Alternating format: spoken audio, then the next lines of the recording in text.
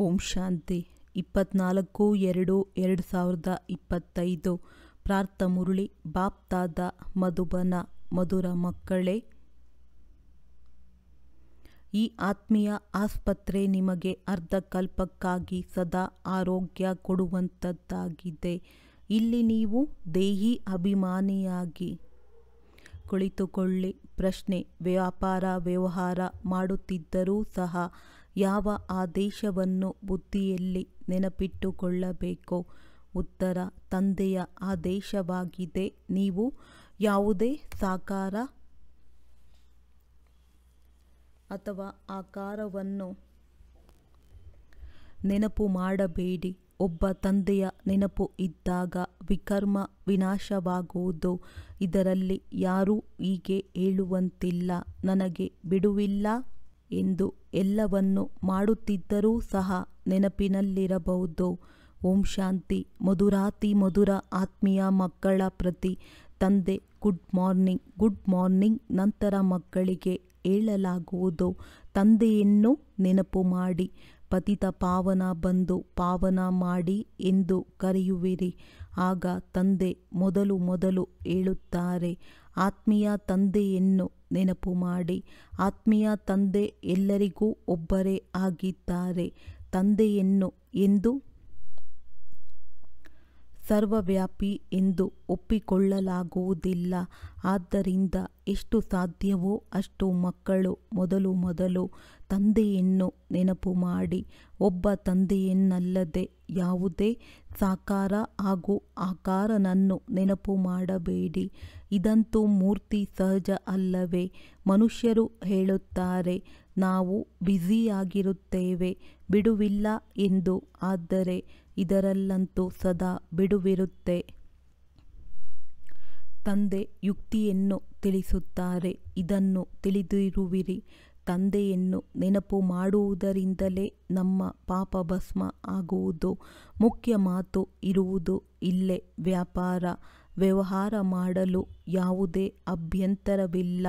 ಅದನ್ನೆಲ್ಲ ಮಾಡುತ್ತಾ ಕೇವಲ ತಂದೆಯನ್ನು ನೆನಪು ಮಾಡಿದ್ದೇ ಆದರೆ ವಿಕರ್ಮ ವಿನಾಶವಾಗುವುದು. ಇವರು ತಿಳಿಯುತ್ತಾರೆ, ನಾವು ಪತಿತರಾಗಿದ್ದೇವೆ. ಸಾಧು ಸಂತ ಋಷಿ ಮುನಿ ಇತ್ಯಾದಿ ಎಲ್ಲರೂ ಸಾಧನೆ ಮಾಡುತ್ತಾರೆ. ಸಾಧನೆ ಮಾಡಲಾಗುತ್ತೆ ಭಗವಂತನನ್ನು ಮಿಲನ ಮಾಡಲು. ಅವರನ್ನು ಎಲ್ಲಿಯವರೆಗೆ ಅವರ ಪರಿಚಯವಿರಲ್ಲ ಅಲ್ಲಿಯವರೆಗೆ ಅವರನ್ನು ಮಿಲನ ಮಾಡಲು ಸಾಧ್ಯವಿಲ್ಲ. ನೀವು ಅರಿತಿರುವಿರಿ, ತಂದೆಯ ಪರಿಚಯ ಈ ಪ್ರಪಂಚದಲ್ಲಿ ಯಾರಿಗೂ ಇಲ್ಲ.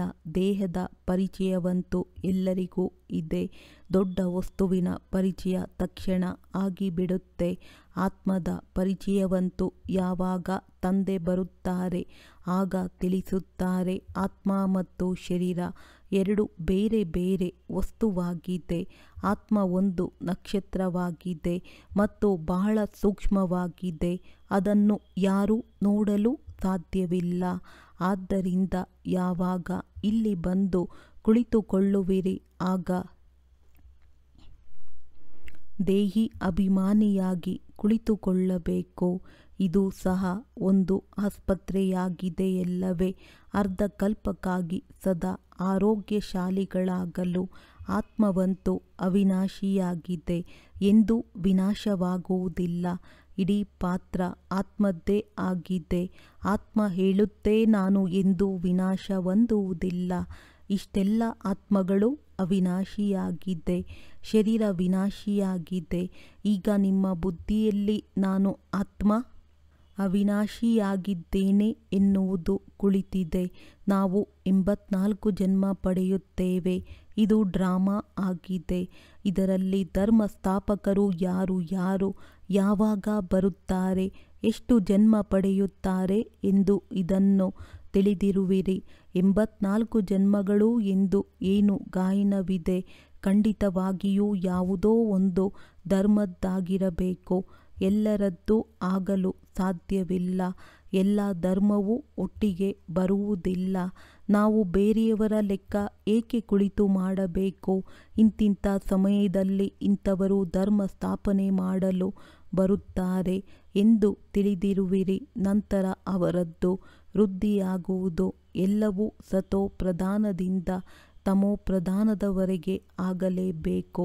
ಜಗತ್ತು ಯಾವಾಗ ತಮೋ ಪ್ರಧಾನವಾಗುವುದು ಆಗ ಮತ್ತೆ ತಂದೆ ಬಂದು ಸತೋ ಪ್ರಧಾನ ಸತ್ಯಯುಗ ಮಾಡುತ್ತಾರೆ. ಈಗ ನೀವು ಮಕ್ಕಳು ತಿಳಿದಿರುವಿರಿ, ನಾವು ಭಾರತವಾಸಿಗಳೇ ಪುನಃ ಹೊಸ ಪ್ರಪಂಚಕ್ಕೆ ಬಂದು ರಾಜ್ಯ ಮಾಡುವರು. ಬೇರೆ ಯಾವ ಧರ್ಮವೂ ಇರುವುದಿಲ್ಲ.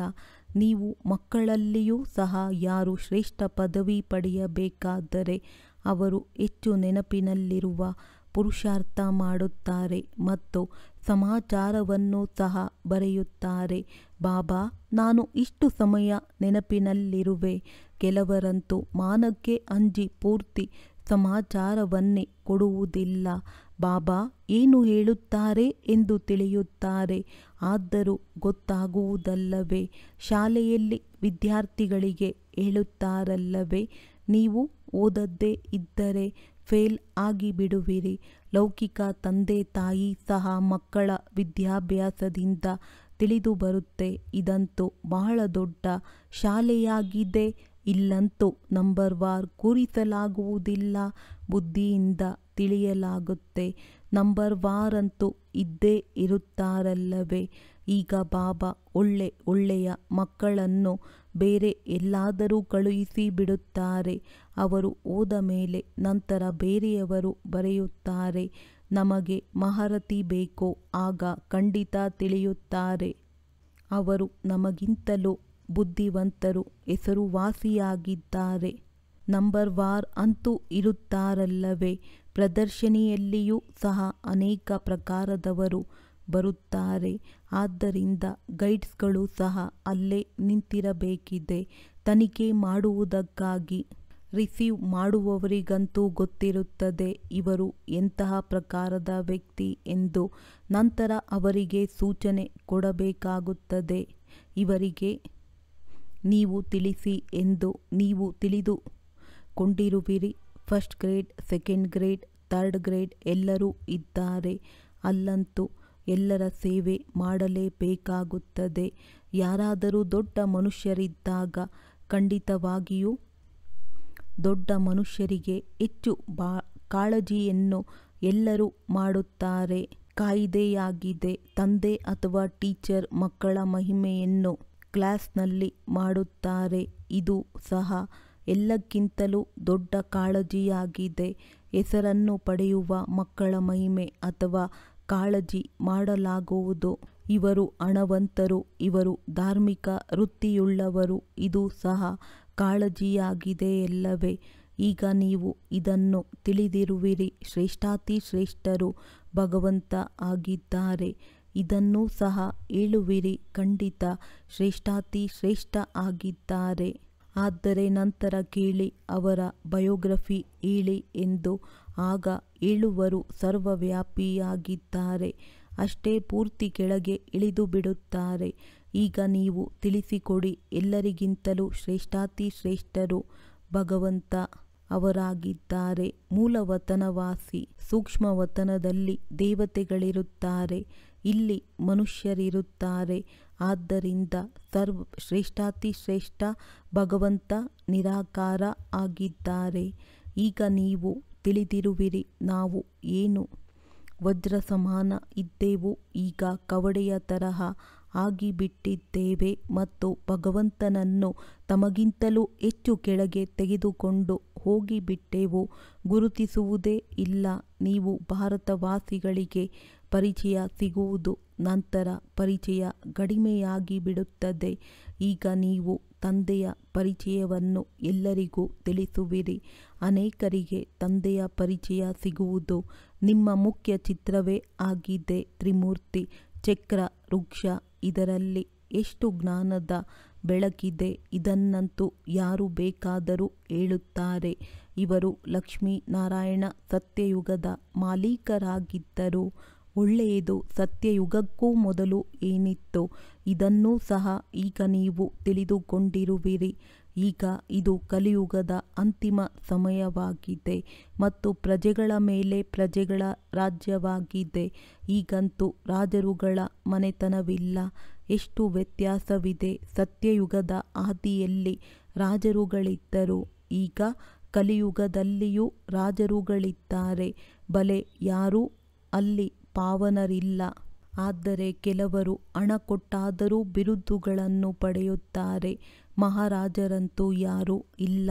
ಬಿರುದುಗಳನ್ನು ಖರೀದಿ ಮಾಡಿಬಿಡುತ್ತಾರೆ. ಹೇಗೆ?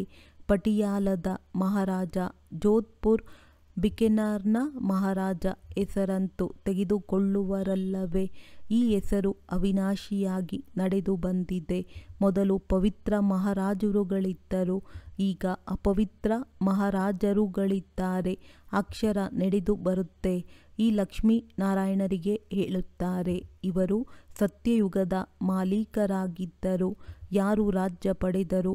ಈಗ ನೀವು ತಿಳಿದುಕೊಂಡಿರುವಿರಿ. ರಾಜ್ಯಭಾಗ್ಯದ ಸ್ಥಾಪನೆ ಹೇಗೆ ಆಗುತ್ತದೆ ಎಂದು ತಂದೆ ಹೇಳುತ್ತಾರೆ. ನಾನು ಈಗ ನಿಮಗೆ ಓದಿಸುತ್ತೇನೆ 21 ಜನ್ಮಕ್ಕಾಗಿ.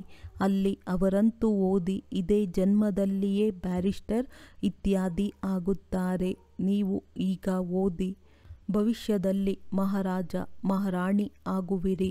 ಡ್ರಾಮಾ ಪ್ಲಾನ್ ಅನುಸಾರ ಹೊಸ ಪ್ರಪಂಚದ ಸ್ಥಾಪನೆಯಾಗುತ್ತಿದೆ. ಈಗ ಹಳೆಯ ಪ್ರಪಂಚವಿದೆ.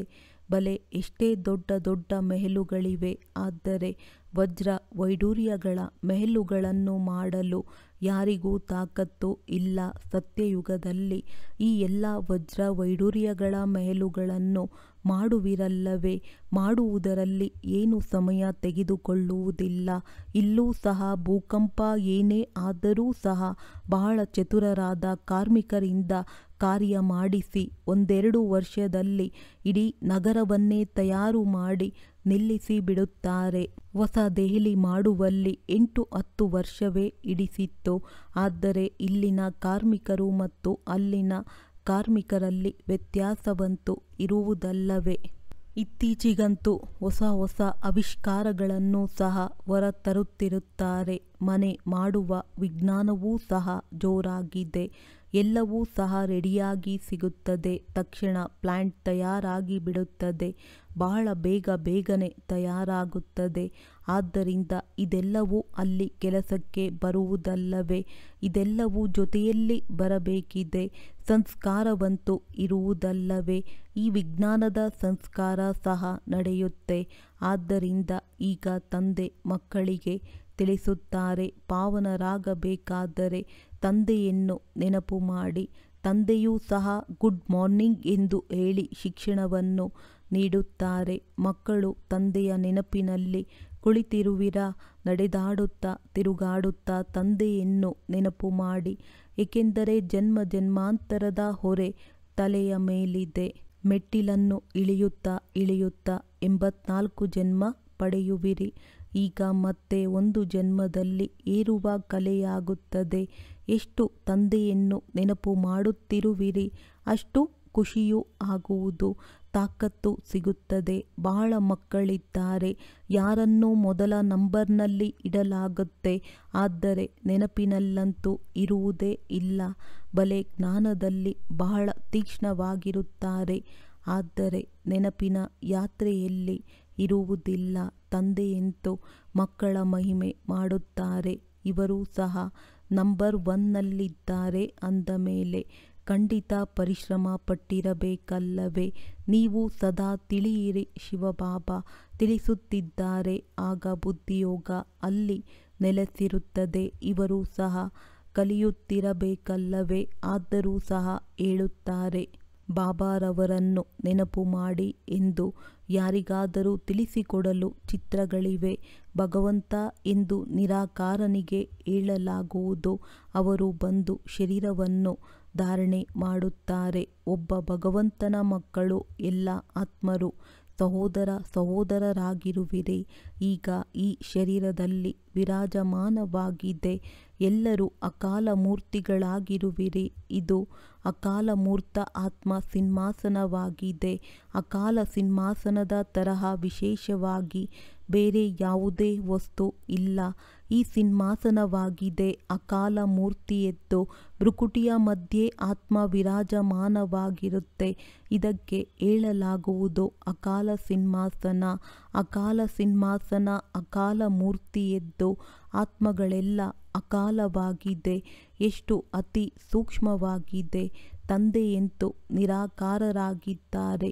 ಅವರು ತಮ್ಮ ಸಿಂಹಾಸನವನ್ನು ಎಲ್ಲಿಂದ ತರುತ್ತಾರೆ? ತಂದೆ ಹೇಳುತ್ತಾರೆ, ಇದು ನನ್ನ ಸಿಂಹಾಸನವೂ ಆಗಿದೆ. ನಾನು ಬಂದು ಈ ಸಿಂಹಾಸನವನ್ನು ಲೋನ್ನಲ್ಲಿ ತೆಗೆದುಕೊಳ್ಳುತ್ತೇನೆ. ಬ್ರಹ್ಮರವರ ಸಾಧಾರಣ ವೃದ್ಧ ಶರೀರದ ಅಕಾಲ ಸಿಂಹಾಸನದ ಮೇಲೆ ಬಂದು ಕುಳಿತುಕೊಳ್ಳುತ್ತೇನೆ. ಈಗ ನೀವು ತಿಳಿದಿರುವಿರಿ, ಎಲ್ಲ ಆತ್ಮಗಳ ಸಿಂಹಾಸನ ಇದಾಗಿದೆ. ಮನುಷ್ಯರ ಬಗ್ಗೆಯೇ ಮಾತನಾಡಲಾಗುವುದು. ಪ್ರಾಣಿಗಳ ಮಾತಂತೂ ಇಲ್ಲ. ಮೊದಲು ಮನುಷ್ಯ ಪ್ರಾಣಿಗಳಿಗಿಂತಲೂ ಕೀಳಾಗಿ ಬಿಟ್ಟಿದ್ದಾರೆ. ಮೊದಲು ಅವರು ಸುಧಾರಣೆಯಾಗಲಿ. ಯಾರಾದರೂ ಪ್ರಾಣಿಗಳ ಬಗ್ಗೆ ಕೇಳಿದರೆ ಹೇಳಿ, ಮೊದಲು ನಿಮ್ಮ ಸುಧಾರಣೆ ಮಾಡಿಕೊಳ್ಳಿ. ಸತ್ಯಯುಗದಲ್ಲಂತೂ ಪ್ರಾಣಿಗಳು ಸಹ ಬಹಳ ಚೆನ್ನಾಗಿ ಫಸ್ಟ್ ಕ್ಲಾಸ್ ಆಗಿರುವುದು. ಕೊಳಕು ಇತ್ಯಾದಿ ಯಾವುದೂ ಇರುವುದಿಲ್ಲ. ರಾಜನ ಅರಮನೆಯಲ್ಲಿ ಪಾರಿವಾಳಗಳು ಇತ್ಯಾದಿ ಕೊಳಕು ಏನಾದರೂ ಕಂಡಲ್ಲಿ ದಂಡ ಹಾಕಲಾಗುವುದು. ಸ್ವಲ್ಪವೂ ಕೊಳಕು ಇರಲ್ಲ. ಅಲ್ಲಿ ಬಹಳ ಎಚ್ಚರಿಕೆ ಇರುವುದು. ರೌಂಡ್ನಲ್ಲಿರುತ್ತಾರೆ ಎಂದು ಯಾವುದೇ ಪ್ರಾಣಿಗಳು ಇತ್ಯಾದಿ ಒಳಗೆ ನುಸುಳಿ ಬರಲು ಸಾಧ್ಯವಿಲ್ಲ. ಬಹಳ ಸ್ವಚ್ಛತೆ ಇರುತ್ತದೆ. ಲಕ್ಷ್ಮೀನಾರಾಯಣರ ಮಂದಿರದಲ್ಲಿಯೂ ಸಹ ಎಷ್ಟು ಸ್ವಚ್ಛತೆ ಇರುತ್ತದೆ. ಶಂಕರ ಪಾರ್ವತಿಯ ಮಂದಿರದಲ್ಲಿ ಪಾರಿವಾಳವನ್ನೂ ಸಹ ತೋರಿಸುತ್ತಾರೆ. ಅಂದ ಮೇಲೆ ಅದು ಖಂಡಿತ ಮಂದಿರವನ್ನು ಸಹ ಕೆಡಿಸುತ್ತಿರಬಹುದು. ಶಾಸ್ತ್ರದಲ್ಲಂತೂ ಬಹಳಷ್ಟು ದಂತಕಥೆಗಳನ್ನು ಬರೆದು ಬಿಟ್ಟಿದ್ದಾರೆ. ಈಗ ತಂದೆ ಮಕ್ಕಳಿಗೆ ತಿಳಿಸುತ್ತಾರೆ. ಅವರಲ್ಲಿಯೂ ಕೆಲವರೇ ಧಾರಣೆ ಮಾಡಲು ಸಾಧ್ಯವಿದೆ. ಬಾಕಿಯಂತೂ ಏನೂ ತಿಳಿದುಕೊಳ್ಳುವುದಿಲ್ಲ. ತಂದೆ ಮಕ್ಕಳಿಗೆ ಎಷ್ಟು ಪ್ರೀತಿಯಿಂದ ತಿಳಿಸಿಕೊಡುತ್ತಾರೆ. ಮಕ್ಕಳೇ ಬಹಳ ಬಹಳ ಮಧುರರಾಗಿ ಮುಖದಿಂದ ಸದಾ ರತ್ನಗಳೇ ಹೊರಬರಬೇಕು. ನೀವಾಗಿರುವಿರಿ ರೂಪ್ ಬಸಂತ್. ನಿಮ್ಮ ಮುಖದಿಂದ ಎಂದೂ ಕಲ್ಲುಗಳು ಹೊರಬರಬಾರದು. ಆತ್ಮದ್ದೇ ಮಹಿಮೆ ಆಗುವುದು. ಆತ್ಮ ಹೇಳುತ್ತದೆ, ನಾನು ಪ್ರೆಸಿಡೆಂಟ್ ಆಗಿದ್ದೇನೆ. ನಾನು ಇಂಥವನು. ನನ್ನ ಶರೀರದ ಹೆಸರು ಇದಾಗಿದೆ. ಒಳ್ಳೆಯದು. ಆತ್ಮಗಳು ಯಾರ ಮಕ್ಕಳಾಗಿದ್ದಾರೆ? ಒಬ್ಬ ಪರಮಾತ್ಮನ ಮಕ್ಕಳು. ಅಂದ ಮೇಲೆ ಖಂಡಿತ ಅವರಿಂದ ಆಸ್ತಿ ಸಿಕ್ಕಬಹುದು. ಅವರು ಸರ್ವವ್ಯಾಪಿ ಹೇಗೆ ಆಗಲು ಸಾಧ್ಯ? ನೀವು ತಿಳಿದಿರುವಿರಿ. ನಮಗೂ ಸಹ ಮೊದಲು ಏನೂ ತಿಳಿದಿರಲಿಲ್ಲ. ಈಗ ಬುದ್ಧಿ ಎಷ್ಟು ತೆಗೆದುಕೊಂಡಿದೆ. ನೀವು ಯಾವುದೇ ಮಂದಿರಕ್ಕೆ ಹೋದರೂ ತಿಳಿಯುವಿರಿ, ಇದೆಲ್ಲ ಸುಳ್ಳು ಚಿತ್ರಗಳಾಗಿವೆ. 10 ಭುಜಗಳಿರುವವರು, ಆನೆಯ ಸೊಂಡಲು ಉಳ್ಳವರು ಯಾವುದಾದರೂ ಚಿತ್ರ ಇರುವುದೇನೋ? ಇದೆಲ್ಲವೂ ಭಕ್ತಿ ಮಾರ್ಗದ ಸಾಮಗ್ರಿಯಾಗಿದೆ. ವಾಸ್ತವದಲ್ಲಿ ಭಕ್ತಿ ಒಬ್ಬ ಶಿವಬಾಬನಲ್ಲಿರಬೇಕು. ಯಾರು ಸರ್ವರ ಸದ್ಗತಿದಾತ. ನಿಮ್ಮ ಬುದ್ಧಿಯಲ್ಲಿದೆ. ಈ ಲಕ್ಷ್ಮೀನಾರಾಯಣರೂ ಸಹ 84 ಜನ್ಮ ತೆಗೆದುಕೊಳ್ಳುತ್ತಾರೆ. ನಂತರ ಶ್ರೇಷ್ಠಾತಿ ಶ್ರೇಷ್ಠ ತಂದೆಯೇ ಬಂದು ಎಲ್ಲರಿಗೂ ಸದ್ಗತಿಯನ್ನು ಕೊಡುತ್ತಾರೆ. ಅವರಿಗಿಂತಲೂ ದೊಡ್ಡವರು ಬೇರೆ ಯಾರೂ ಇಲ್ಲ. ಈ ಜ್ಞಾನದ ಮಾತುಗಳು ನಿಮ್ಮಲ್ಲಿಯೂ ಸಹ ನಂಬರ್ವಾರ್ ಧಾರಣೆ ಮಾಡಲು ಸಾಧ್ಯ. ಧಾರಣೆ ಮಾಡಲು ಸಾಧ್ಯವಿಲ್ಲದಿದ್ದರೆ ಬೇರೆ ಯಾವ ಕೆಲಸಕ್ಕೂ ಇಲ್ಲ. ಕೆಲವರಂತೂ ಕುರುಡರಿಗೆ ಊರುಗೋಲಾಗುವ ಬದಲು ತಾವೇ ಸ್ವಯಂ ಅಂಧರಾಗಿ ಬಿಡುತ್ತಾರೆ. ಹಸು ಹಾಲು ಕೊಡದಿದ್ದರೆ ಅದನ್ನು ಕೊಟ್ಟಿಗೆಯಲ್ಲಿ ಇಡುತ್ತಾರೆ. ಇಲ್ಲೂ ಸಹ ಜ್ಞಾನದ ಹಾಲು ಕೊಡದೆ ಇರುವವರು ಬಹಳ ಜನ ಇದ್ದಾರೆ. ಯಾರು ಸ್ವಲ್ಪವೂ ಪುರುಷಾರ್ಥ ಮಾಡುವುದಿಲ್ಲ, ತಿಳಿಯುವುದೇ ಇಲ್ಲ. ನಾವು ಸ್ವಲ್ಪವಾದರೂ ಯಾರದ್ದಾದರೂ ಕಲ್ಯಾಣ ಮಾಡೋಣ. ತಮ್ಮ ಅದೃಷ್ಟದ ಚಿಂತೆಯೇ ಇರುವುದಿಲ್ಲ. ಏನು ಅಲ್ಪ ಸ್ವಲ್ಪ ಸಿಕ್ಕಿದರೂ ಅಷ್ಟೇ ಒಳ್ಳೆಯದು. ಅದಕ್ಕೆ ತಂದೆ ಹೇಳುತ್ತಾರೆ, ಇವರ ಅದೃಷ್ಟದಲ್ಲಿ ಇಲ್ಲ. ತಮ್ಮ ಸದ್ಗತಿಯನ್ನು ಮಾಡಿಕೊಳ್ಳುವ ಪುರುಷಾರ್ಥವನ್ನಂತೂ ಮಾಡಲೇಬೇಕು. ದೇಹಿ ಅಭಿಮಾನಿಗಳಾಗಬೇಕು. ತಂದೆ ಎಷ್ಟು ಶ್ರೇಷ್ಠಾತಿ ಶ್ರೇಷ್ಠರಾಗಿದ್ದಾರೆ. ಮತ್ತು ಬರುವುದೂ ಸಹ ನೋಡಿ. ಎಂತಹ ಪತಿತ ಪ್ರಪಂಚದಲ್ಲಿ, ಪತಿತ ಶರೀರದಲ್ಲಿ ಯಾರು ಒಳ್ಳೆಯ ಪುರುಷಾರ್ಥ ಮಾಡುತ್ತಾರೆ ಅವರು ರಾಜ ರಾಣಿಯರಾಗಿ ಬಿಡುತ್ತಾರೆ. ಯಾರು ಪುರುಷಾರ್ಥ ಮಾಡುವುದಿಲ್ಲ ಅವರು ಬಡವರಾಗಿ ಬಿಡುತ್ತಾರೆ. ಅದೃಷ್ಟದಲ್ಲಿ ಇಲ್ಲ ಎಂದರೆ ಪುರುಷಾರ್ಥ ಮಾಡಲು ಸಾಧ್ಯವಿಲ್ಲ. ಕೆಲವರಂತೂ ಬಹಳ ಒಳ್ಳೆಯ ಅದೃಷ್ಟವನ್ನು ರೂಪಿಸಿಕೊಳ್ಳುತ್ತಾರೆ. ಪ್ರತಿಯೊಬ್ಬರೂ ತಮ್ಮನ್ನು ನೋಡಿಕೊಳ್ಳಬಹುದು. ನಾವು ಏನು ಸೇವೆ ಮಾಡುತ್ತಿದ್ದೇವೆ ಎಂದು.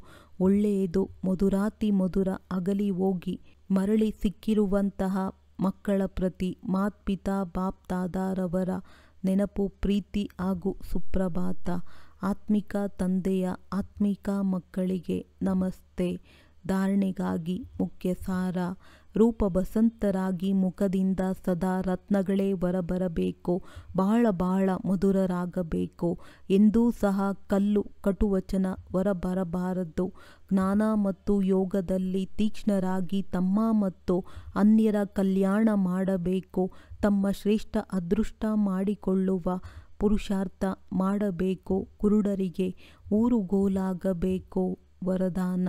ಸಂತುಷ್ಟತೆಯ ಮೂಲಕ ಸರ್ವರಿಂದ ಪ್ರಶಂಸೆ ಪ್ರಾಪ್ತಿ ಮಾಡಿಕೊಳ್ಳುವಂತಹ ಸದಾ ಪ್ರಸನ್ನ ಚಿತ್ತಭವ.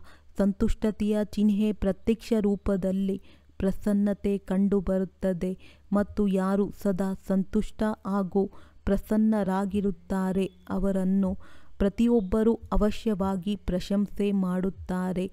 ಅಂದರೆ ಪ್ರಶಂಸೆ ಪ್ರಸನ್ನತೆಯಿಂದಲೇ ಪ್ರಾಪ್ತಿ ಮಾಡಿಕೊಳ್ಳಲು ಸಾಧ್ಯ. ಆದ್ದರಿಂದ ಸದಾ ಸಂತುಷ್ಟ ಮತ್ತು ಪ್ರಸನ್ನರಾಗಿರುವ ವಿಶೇಷ ವರದಾನ ಸ್ವಯಂ ಕೂಡ ಪಡೆದುಕೊಳ್ಳಿ ಮತ್ತು ಅನ್ಯರಿಗೂ ಕೊಡಿ. ಏಕೆಂದರೆ ಈ ಯಜ್ಞದ ಅಂತಿಮ ಆಹುತಿ ಸರ್ವ ಬ್ರಾಹ್ಮಣರಿಗೆ ಸದಾ ಪ್ರಸನ್ನತೆಯಾಗಿದೆ. ಯಾವಾಗ ಎಲ್ಲರೂ ಸದಾ ಪ್ರಸನ್ನರಾಗಿರುತ್ತಾರೆ ಆಗ ಪ್ರತ್ಯಕ್ಷತೆಯ ಶಬ್ದ ಮೊಳಗುತ್ತದೆ. ಅರ್ಥಾತ್ ವಿಜಯದ ಬಾವುಟ ಹಾರಾಡುವುದು. ಸ್ಲೋಗನ್. ವಜ್ರ ಸಮಾನ ಆಗಿ ವಜ್ರವನ್ನಾಗಿ ಮಾಡುವ ಸಂದೇಶ ಕೊಡುವುದೇ ವಜ್ರ ಮಹೋತ್ಸವವನ್ನು ಆಚರಿಸುವುದಾಗಿದೆ. ಅವ್ಯಕ್ತ ಸೂಚನೆ. ಏಕಾಂತ ಪ್ರಿಯರಾಗಿ ಏಕತೆ ಮತ್ತು ಏಕಾಗ್ರತೆಯನ್ನು ತಮ್ಮದಾಗಿಸಿಕೊಳ್ಳಿ. ಏಕಾಂತವಾಸಿಯಾಗುವುದು ಅರ್ಥಾತ್ ನಾಲ್ಕಾರು ಕಡೆಯ ವೈಬ್ರೇಷನ್ನಿಂದ ಭಿನ್ನರಾಗಿ ಬಿಡಿ. ಕೆಲವರಿಗೆ ಏಕಾಂತ ಇಷ್ಟವಾಗುವುದಿಲ್ಲ. ಸಂಘಟನೆಯಲ್ಲಿರುವುದು, ನಗುವುದು, ಮಾತನಾಡುವುದು ಹೆಚ್ಚು ಇಷ್ಟವಾಗುತ್ತದೆ. ಆದರೆ ಇದಾಗಿದೆ ಬಹಿರ್ಮುಖತೆಯಲ್ಲಿ ಬರುವುದು. ಈಗ ತಮ್ಮನ್ನು ಏಕಾಂತವಾಸಿಯನ್ನಾಗಿ ಮಾಡಿಕೊಳ್ಳಿ. ಅರ್ಥಾತ್ ಸರ್ವ ಆಕರ್ಷಣೆಯ ವೈಬ್ರೇಷನ್ಗಳಿಂದ ಅಂತರ್ಮುಖಿಯಾಗಿರಿ. ಈಗ ಸಮಯ ಇಂತಹದ್ದು ಬರುತ್ತಿದೆ. ಈ ಅಭ್ಯಾಸವೇ ಕೆಲಸಕ್ಕೆ ಬರುತ್ತದೆ. ಒಂದು ವೇಳೆ ಹೊರಗಡೆಯ ಆಕರ್ಷಣೆಯ ವಶೀಭೂತರಾಗುವ ಅಭ್ಯಾಸವಾದರೆ ಸಮಯದಲ್ಲಿ ಮೋಸ ಹೋಗಿಬಿಡುತ್ತದೆ. ಒಳ್ಳೆಯದು. ಓಂ ಶಾಂತಿ. ಇದು